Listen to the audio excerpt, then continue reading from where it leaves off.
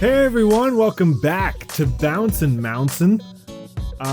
Today we're doing something a little bit different. This is just me talking about what games I played. I think it would be cool to start doing these like monthly recaps where I can just kind of talk about games rather than us playing them. So if you want to get my opinion on some games. So I said these are monthly, but I'm going to talk about December because when I'm recording this, it's still kind of the end of January. Don't want to talk about January quite yet. So give me a couple days and I'll talk about what I played in January. But for this is what I played in December. I started keeping track of the games I played in July on the board game stats. But yeah, here's December. I don't know. I just want to talk about some games I played. I'm not like trying to figure out how I categorize myself as a board gamer, because I have board games, but I don't play them that often. I mean, I want to play them more. I think that's every board gamer's struggle, unless you're a Tom Vassal. It sounded like I was throwing shade at Tom Vassal. It's more like jealousy. But I'm a bit of a casual, I guess. I don't play super hard games. You won't catch me playing Gloomhaven or Scythe or I don't know, other games. Let's just get into it. I mean, too much time. So the first game I played in December was Survivor, the Australian Outback card game. I played 2 plays of this. It's made by Mattel Games, but an uncredited designer and uncredited artists. When I was making this list, I was like, I'm going to say all the names of the designers and artists. Because when you talk about movies, you talk about directors. You don't talk about the companies that release them. You don't go, wow, Warner Brothers really nailed it with that one. You would say Christopher Nolan nailed it with that one. But I'm realizing I'm terrible at pronouncing names, so I'm not sure if I'll do that or I'll just put it on the screen. I really wanted to say all the names of the designers and artists, but I don't want to butcher them at the same time. Survivor, the Australian Outback. It's based off of the 2nd season of Survivor. Very specific. Something I'm going to start doing on my channel is uploading gameplay videos of IP-based board games. We actually recorded 1 episode or 3 episodes of this where we played another game. Won't get into that yet. But we called it License to Play. And I think that's confusing because it's not many people know the term like licensed properties, but IP is becoming pretty popular. So maybe it could be called We Play IP. I don't know. So we were playing Survivor to see if it would be fun.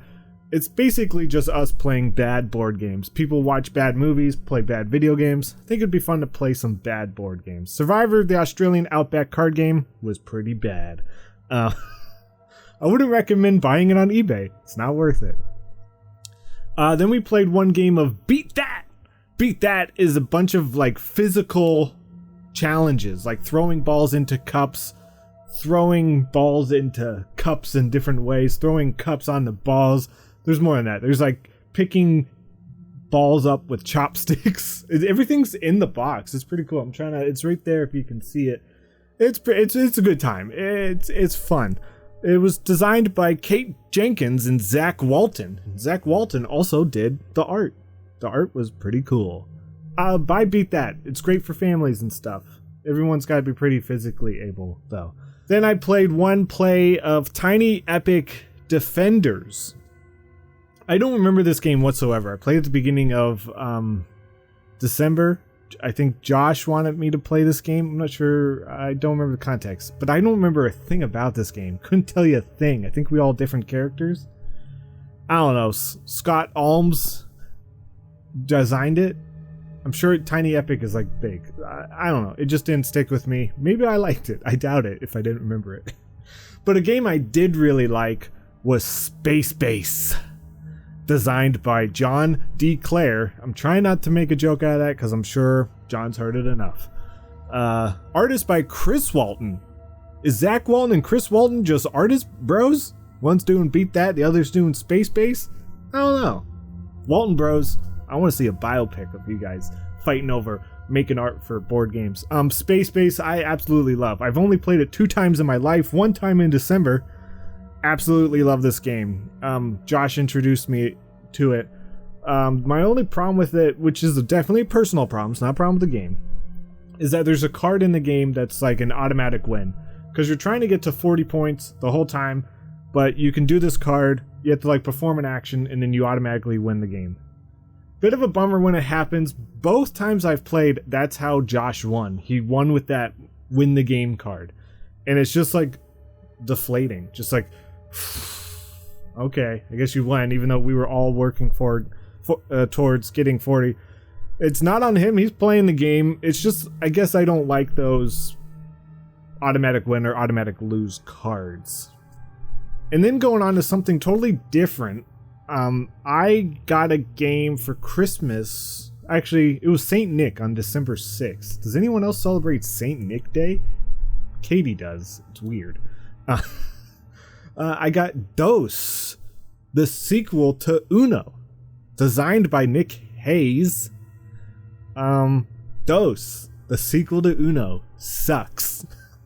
It's totally different. It's not totally different than Uno, but it doesn't play like you would think Uno would play, or Dos would play. I didn't know if we were just getting rid of 2 cards. I just, in my mind, I just assumed there'd be 2 discard piles, and you could discard to either. Be like, oh, I have a blue. Oh, no, but I do have a 4. Just like 2. Wow, so many more options. The game would be faster. No, it's all about math and counting to 10, and too hard for me. So, just I've only played it once, so maybe I need to give it a second chance. The exact opposite, though, of that is with Uno Flip, which I played 8 times. So, you could obviously tell that I like that game. No designer listed on this game. Also made by Mattel. Mattel made Survivor. They don't like crediting their designers. I'm assuming it's Nick Hayes because he designs the other Uno games, at least the recent ones. But I don't know because they didn't credit anyone. But Uno Flip is insanely fun in my opinion.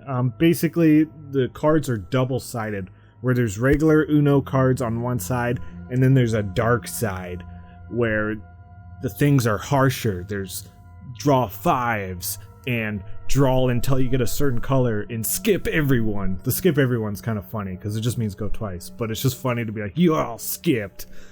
And then when the deck flips over, you're like, Uno flip! And well, at least I am. It's a pretty fun time. Uno's a pretty basic game, and Uno Flip is just a fun addition to it. I don't know what to say. I think I was like, oh, I'm going to start collecting these weird Uno variants because it's fun to collect games. It's even more fun to collect games that people can play. And my family and some of my friends like easier games like Uno. So different versions of Uno I thought would be fun. So far I'm 1 for 2 because Dos was a nos for me. I don't know too many Spanish words. Then I had 6 plays of One Night Ultimate. I usually just call it the One Night Ultimate series, One Night Ultimate Werewolf, but we mix all the games. These 6 plays were from, we uploaded them in January, so you guys have seen them. Has Sydney and Donald and Austin and Dustin. But yeah, One Night Ultimate Werewolf is probably my favorite game of all time. I don't know if it is, but I freaking love playing it. And I love making videos of it. So, I only played it 6 times. I don't know, we got videos out of it. I feel like I only play it on videos now, which is incorrect. I think in November I might have played it with some friends. I didn't log it in the stats, which is weird, but I don't know. Next up, I played 1 play of Love is Blind, the game. This goes into the We Play IP, or License to Play category, where this is a Netflix show called Love is Blind, and there's a board game made out of it. And I think I bought this out of curiosity more than anything. It's like, how is there a board game out of this? This game's pretty stupid. I think when you buy Love is Blind, you know what you're getting in. Well, you don't know what you're getting into, but you know it's not going to be the most well thought out made game. But it's fun if you play with friends because you're just asking questions, and you have a B or C, I think, and you're just answering them, and you're trying to match up with people. And then once you match up with someone, you're trying to keep matching up with them. You're like, hey, I matched up with you. Now we need to get it. We need to stay on the same path, because you can break apart if you guys keep answering questions differently. It's all like, if you were to go on a date, would you rather date a cactus or a human? And most people would pick human, but that was a bad example. Love is Blind. I wouldn't recommend it, but we might make videos on it at some point. Then I had one play of Lawyer Up. Lawyer Up is a 2-player game where you're battling each other. One person's the defendant, the other is the prosecutor. And it sounded like it'd be a fun blast. I thought it'd be like not like Combo Fighter, but just like a fighting game, but with lawyers.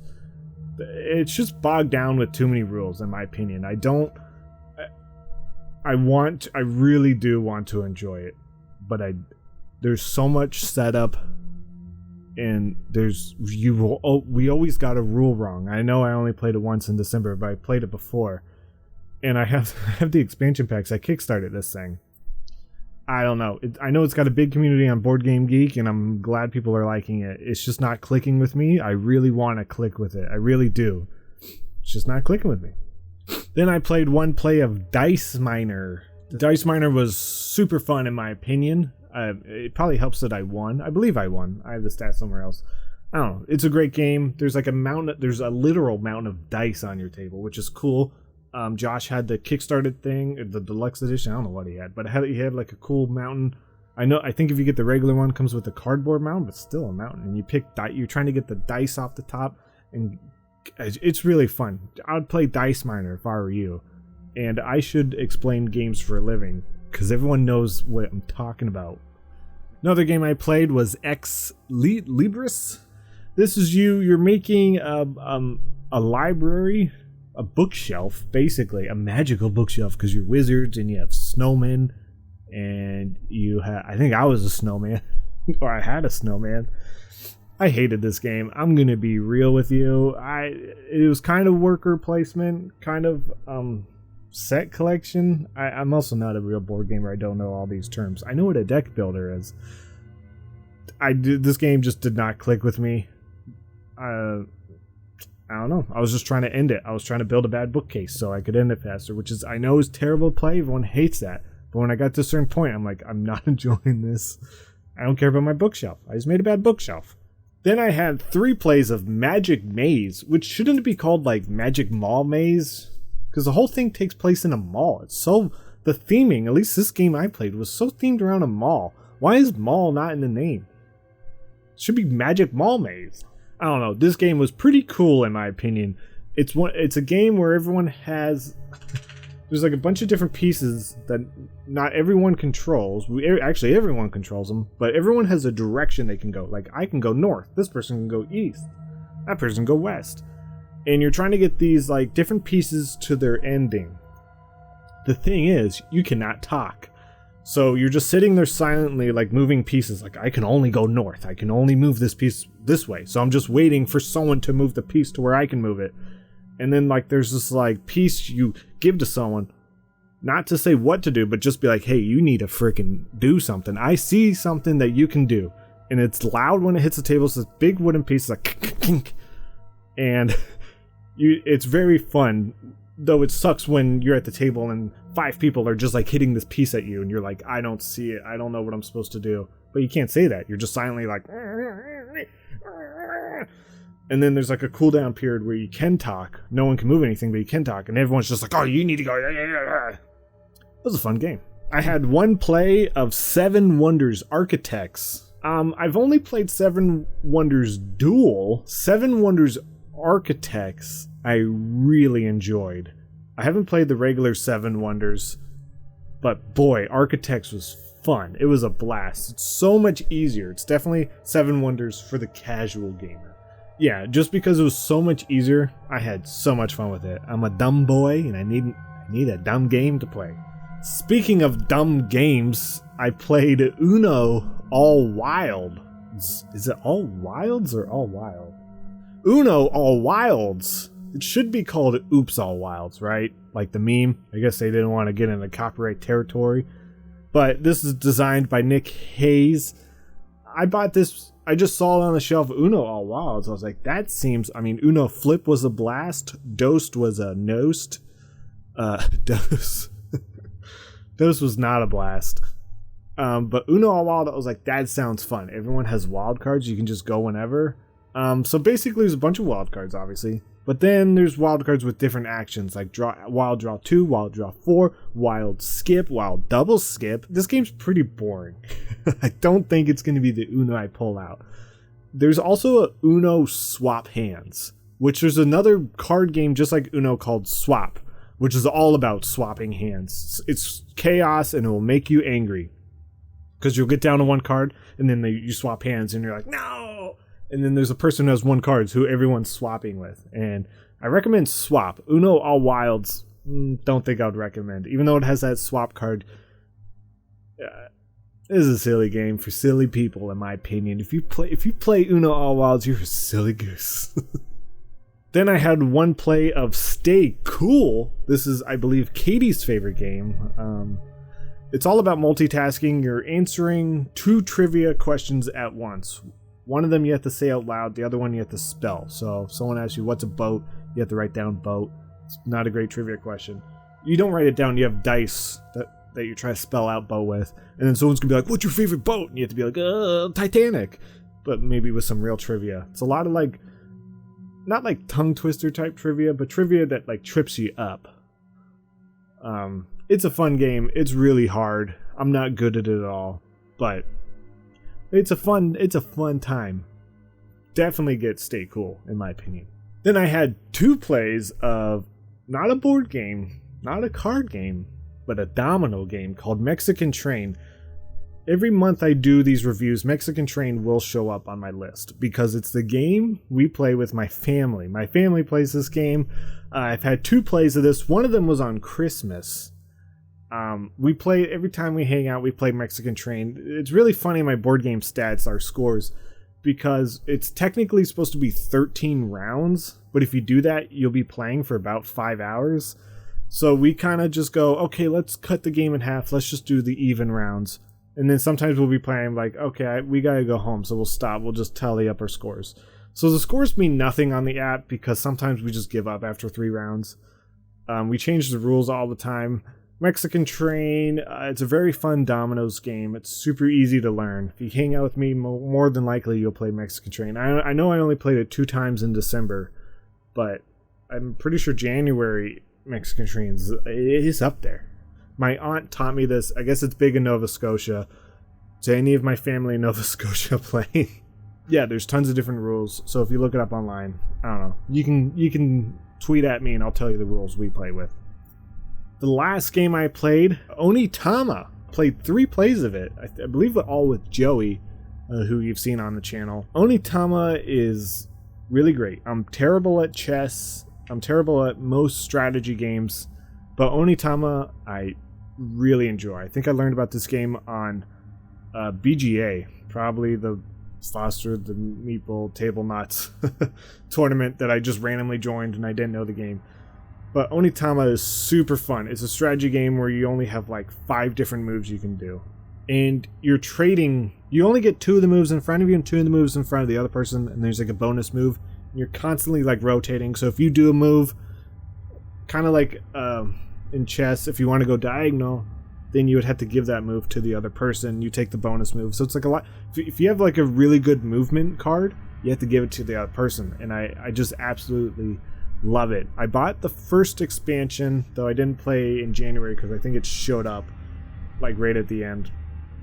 The first expansion is just cards. I know there's one that's like wind that's like also moving around the board. Haven't got that yet. But the bonus cards from the first expansion is definitely needed in my opinion. If you love Onitama, get those expansion cards. The Way of the Wind, I have no idea about. That's all the games I played in December. I'm going to be doing another video about all the games I played in January. Let me know if you want me to keep doing these. This took longer than I thought. So sorry if I'm boring to listen to, but hey, I can at least show you Brody to make it. Oh, thank you. Thank